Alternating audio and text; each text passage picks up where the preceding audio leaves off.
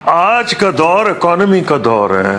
یہ جو بڑی بڑی جو پاورز تھیں جو دنیا کو ڈیوائیڈ کرتی تھیں کہ جی ہمارا ساتھ دو یا دوسرے کا ساتھ دو، آج رائز آف مڈل پاورز ہے. یہ مڈل پاورز میں ہم سے بھی کمزور معاشی طور پر ایجپٹ جیسے ملک بھی شامل ہیں. تو پوائنٹ یہ ہے کہ جتنی بری طرح سے ہم نے اپنے آپ کو مینج کیا ہے دوسروں نے نہیں کیا. کم سے کم اگر وہاں ڈکٹیٹرشپ ہے ایجپٹ میں ہماری وہ اگر ان کو بلایا جا سکتا ہے مختلف میٹنگز میں، مثلا برکس میں بھی ان کو بلایا گیا ہے، ممبر بنایا گیا ہے، اس کی کچھ وجہ ہے. وجہ ہے کوئی پتہ تو ہے، بات کس سے کریں؟ یہاں تو بات ہی نہیں پتہ کس سے کریں. تو ایک تو یہ بات ہے کہ پاکستان کی جو اپنی اہمیت ہے کیا ہم نے اس کو یوٹیلائز کرنا بھی ہے یا نہیں؟ پاکستان کی اہمیت کیا ہے؟ ایک جیو اسٹریٹجکلی بڑے امپورٹنٹ ایریا میں which can join south central West Asia and the Gulf and then it has linkages even to Africa through CPEC projects.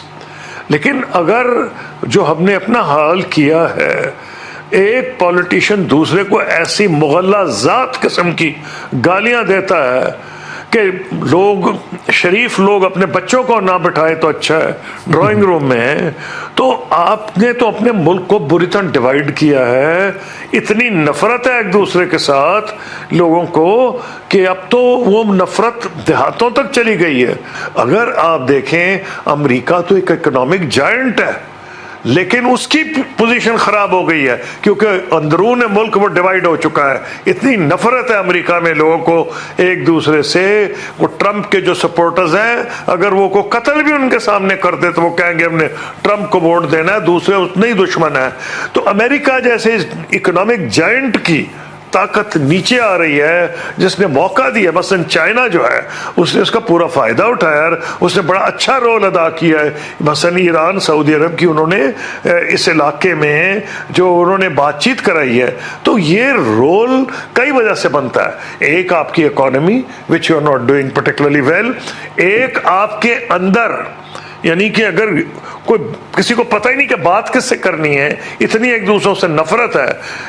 President C C Egypt آپ کے سامنے ہے، جس قسم کی ان کی اندرونی حکومت ہے وہ ان کا معاملہ ہے. لیکن آپ دیکھ لیں ان کو تو انوائٹ کیا گیا ہے، کئی جگہوں پہ آپ کو نہیں بلایا جاتا.